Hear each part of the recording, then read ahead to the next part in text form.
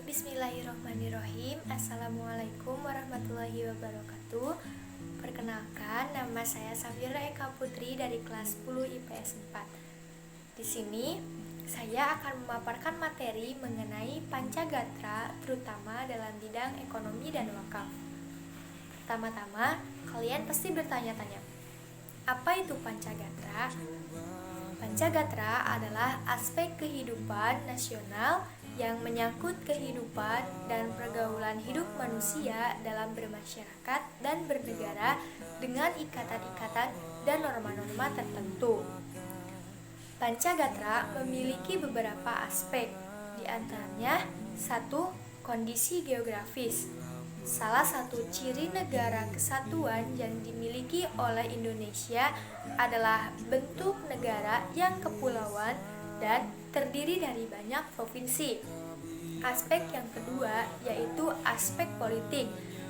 Politik merupakan asas kebijaksanaan dan haluan yang digunakan untuk mencapai tujuan dan kekuasaan. Aspek yang ketiga yaitu sosial budaya. Sosial budaya merupakan suatu kondisi bangsa dan negara dalam mengatasi ancaman budaya dari luar. Yang keempat yaitu pertahanan dan keamanan. Pertahanan dan keamanan merupakan kondisi kehidupan bangsa dan negara dalam menjaga pertahanan dan keamanan negara dari segala ancaman, tantangan, hambatan, dan gangguan atau yang disebut dengan ATHG baik dari dalam ataupun luar negeri. Aspek yang kelima yaitu aspek ekonomi. Ekonomi merupakan kegiatan seluruh masyarakat dalam mengelola kehidupan ekonomi negara. Sebelumnya kalian pasti bertanya-tanya, apa itu ekonomi?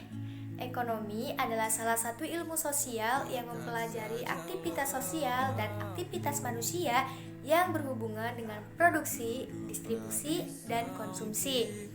Suatu kegiatan ekonomi yang dijalankan oleh suatu negara adalah kekuatan nasional negara yang bersangkut paut dengan segala aspek, terlebih dengan era globalisasi sekarang. Di dalam ekonomi juga ada yang dikenal dengan kegiatan ekonomi. Kegiatan ekonomi adalah segala kegiatan pemerintah dan masyarakat dalam mengelola faktor produksi dan distribusi barang dan jasa untuk kepentingan rakyat. Meningkatkan ketahanan ekonomi untuk meningkatkan kapasitas produksi dan kelancaran pendistribusian barang atau jasa secara merata ke seluruh negara untuk kemakmuran masyarakat. Seperti yang dikatakan di dalam pasal 33 Undang-Undang Dasar 1945 yang merupakan dasar perekonomian Indonesia. Di dalamnya mengandung prinsip paham kebersamaan dan asas kekeluargaan. Maka dari itu, pembangunan hukum ekonomi Indonesia pasal 33 Undang-Undang Dasar 1945 sifatnya memaksa. Sehingga dalam perundang-undangan ekonomi dinyatakan bahwa mengutamakan kemakmuran masyarakat banyak, bukan kemakmuran orang seorang. Di dalam ekonomi juga ada yang disebut dengan masalah ekonomi. Inti dari masalah ekonomi ini adalah menyatakan bahwa kebutuhan manusia itu tidak terbatas, akan tetapi alat pemuasnya yang terbatas. Itu adalah inti dari masalah ekonomi. Baik, langsung saja ke materi yang kedua mengenai betapa pentingnya wakaf untuk perekonomian Indonesia. Indonesia sudah mengalami berbagai macam masalah perekonomian, seperti kemiskinan, pengangguran, dan menurunnya nilai mata uang rupiah. Maka dari itu, salah satu cara untuk mengatasinya adalah dengan mengoptimalkan harta wakaf yang dimiliki oleh masyarakat. Kalian pasti bertanya-tanya, apa itu wakaf? Dan kenapa harus wakaf yang digunakan untuk mengatasi permasalahan ekonomi? Wakaf menurut bahasa artinya adalah menahan, sedangkan menurut istilah, wakaf adalah menahan harta yang dimanfaatkan untuk kepentingan umum tanpa mengurangi nilai harta tersebut. Dalam pengertian tadi terdapat kata kepentingan umum. Artinya di sini siapapun berhak untuk memanfaatkan harta wakaf tersebut secara bijak dan benar. Dalam Undang-Undang Nomor 41 Tahun 2004 Pasal 1 tentang wakaf mengatakan bahwa wakaf adalah perbuatan hukum wakif untuk memisahkan dan atau menyerahkan sebagian benda miliknya untuk dimanfaatkan selamanya dan atau jangka waktu tertentu sesuai kepentingannya guna keperluan ibadah dan atau kesejahteraan umum menurut syariah. Kemudian, dalam Undang-Undang Nomor 41 Tahun 2004 Pasal 5 menyatakan bahwa wakaf berfungsi mewujudkan potensi dan manfaat ekonomis harta benda wakaf untuk kepentingan ibadah dan kepentingan umum. Kemudian di sini saya akan memberikan contoh data mengenai wakaf di Indonesia.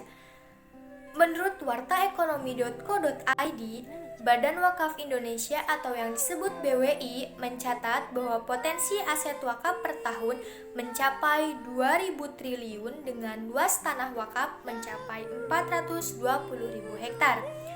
Potensi uang wakaf per tahun kisaran 188.000 triliun dan aset wakaf sebanyak 337 bidang masih belum tersertifikat dan 163 bidang bersertifikat. Data ini dilansir tahun 2019. Berdasarkan data Kemenag atau Kementerian Agama, jumlah tanah wakaf mencapai 161.579 hektar. Luas aset wakaf yang tersebar di 366.595 lokasi itu sebagai jumlah terbesar wakaf di dunia. Berdasarkan data yang sudah tadi saya sebutkan, sudah jelas bahwa uang yang dihasilkan dari wakaf itu bukan jumlah yang sedikit. Maka apabila uang tersebut dioptimalkan dengan baik, kita akan merasakan semua manfaatnya. Maka dari itu, wakaf harus dilakukan dengan benar, sehingga manfaat dan peluangnya bisa dirasakan oleh masyarakat dan juga dapat membantu Indonesia dalam menyelesaikan masalah perekonomian seperti kemiskinan dan juga membantu pihak-pihak yang memang membutuhkan. Kemudian bagian yang ketiga yaitu biografi. Di sini saya akan membacakan biografi Profesor Dr. Tengku Muhammad Hasbi As-Siddiq yang merupakan tokoh inspirator wakaf dan ahli tafsir Al-Quran di Indonesia. Beliau lahir di Lok Semawe, Aceh pada tanggal 10 Maret tahun 1904 dan meninggal di Jakarta pada tanggal 9 Desember tahun 1975 pada umur 71 tahun. Semasa hidupnya, Hasbi As-Siddiq aktif menulis di berbagai bidang disiplin ilmu, khususnya ilmu-ilmu keislaman. Menurut catatan, karya tulis yang telah dihasilkannya berjumlah 73 judul buku, terdiri dari 142 jilid dan 50 artikel. Karya Hasbi yang paling terkenal adalah Tafsir An-Nur, sebuah tafsir Al-Quran 30 juz dalam bahasa Indonesia. Beliau awal mula mendapatkan pendidikan awalnya di pondok pengajian milik bapaknya. Kemudian dia memondok di berbagai pondok pengajian dari satu kota ke kota yang lainnya selama 20 tahun. Dia adalah sosok yang pantang menyerah, selalu haus akan ilmu, semangat belajar, dan dia juga merupakan sosok yang sabar dalam menjalani kehidupannya. Berdasarkan biografi yang sudah saya sampaikan, maka ada beberapa sifat yang bisa kita teladani. Di antaranya adalah pantang menyerah, terus semangat, selalu haus akan ilmu, dan selalu sabar dalam menjalankan kehidupan. Sekian yang dapat saya sampaikan. Mohon maaf apabila banyak terdapat kekurangan dan kesalahan. Assalamualaikum warahmatullahi wabarakatuh.